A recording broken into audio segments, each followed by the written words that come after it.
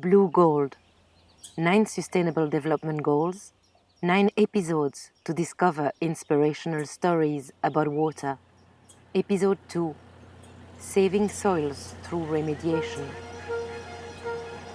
So I'm Philippe Sainte-Marie, Tender and Procurement Director with Veolia Water Technologies, Canada. My name is Maiken Faurbye. I'm the department manager of Krûger's Soil Remediation department. We do soil heating and soil remediation, and we have the main know-how in Veolia to do that. Unprecedented achievements in science and industry have pushed back the boundaries of what we thought possible, even 50 years ago. But these achievements also force us to reckon with each other and face the impact of unchecked industry and human conflict.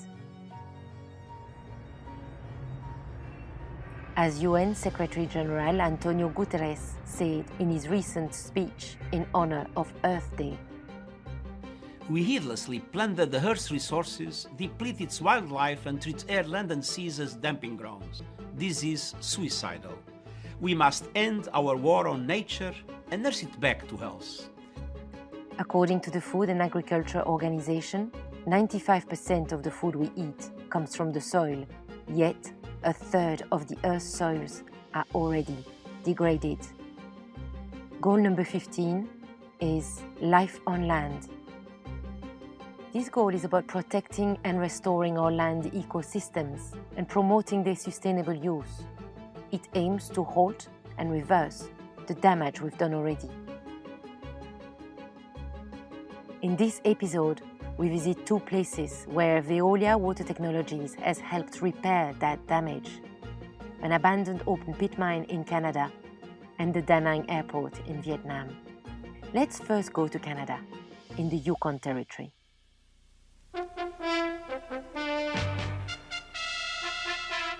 It's 1989, during the last glory years of the Faro mine. This is the Krûger Resources mine near Faro, Yukon, Canada. These trucks haul 170 tons each. In a day, they bring out close to 80,000 tons of lead-zinc ore and waste.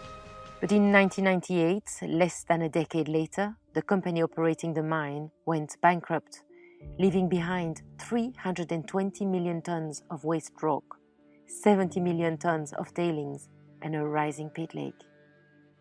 Unsurprisingly, the Faro mine would go on to become one of Canada's largest ever cleanup projects. In 2014, Veolia was tasked with installing a new water treatment plant to decontaminate water from the abandoned mine pit. But let's hear from Philippe Sainte-Marie about Veolia's work on the site. For Veolia Water Technologies Canada, it was one of the first major remediation projects that we were participating to. The biggest challenge was certainly managing, the size of the project, but the context of the project as well was very challenging. Faro is remote, hundreds of kilometers deep into the Yukon Territory. Building materials there are expensive and hard to come by. And due to the cold, major construction is only practical a few months out of the year. As a result, the plant was built in Montreal and shipped in pieces to Faro. Just transporting those huge equipment from our Montreal facility up to Faro and making sure that everything gets to site in good condition and all the activities are well planned. That was certainly a big challenge that I'll remember for a long time. Veolia Water Technologies successfully installed the machinery on site and began decontaminating water from the mine even before the building was built over the plant, a sign of how urgent it was that they get the job done. Leaving Canada's north behind, let's go now to the bustling city of Da Nang in Vietnam. Da Nang experienced a very different kind of self-inflicted wound. Instead of an abandoned mine, this is the remains of war. During the US-Vietnam War, the Da Nang International Airport was Da Nang Air Base. It was here that nearly 95,000 barrels of Agent Orange and other herbicides were stored, mixed, and loaded onto airplanes. As a result, for nearly 50 years, the northern end of the airport remained a hotspot for highly toxic dioxin contamination. Before the remediation project started, the contamination was situated inside the airport area. There was a fence around this area, and it was just brown because there was no grass growing in that area. So actually, you could see from air photos that in this area that there was nothing growing at all. We met Maiken Faurbye to learn about the work done by Krûger, a subsidiary of Veolia Water Technologies in Da Nang. The American and Vietnamese governments launched a joint remediation project for the airport in 2012. The purpose was to bring level of dioxins and other contaminants in the soil to acceptable levels. The contamination at the Da Nang airport was spread like a huge pancake. So you are not able to do traditional in situ thermal treatment on that. The contamination were spread only for a few meters in depth. So in this case, it really made sense to collect all the soil and put it into a big pile structure. The pile was a 2-story box, roughly as long and wide as a football field.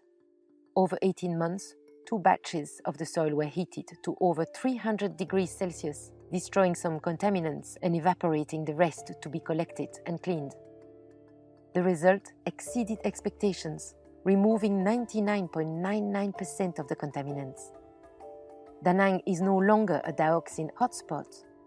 After half a century, life in and around the airport can finally return to normal. Soil contamination is a worldwide problem.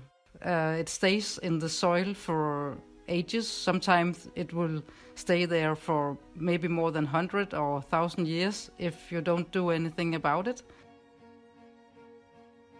Today, we're doing lots of mining projects and we're treating water as it's being used. And I think that's a much more reliable approach than just dumping the water there and leaving the problem to a future generation after. It's not the way it works anymore, and that's how it needs to be. When I studied geology, the most important for me was that I could use my education to something meaningful, because I am interested in doing something good for the environment. And I think that I can actually do that by working with soil remediation in Krûger. A sustainable future cannot be the responsibility of governments only.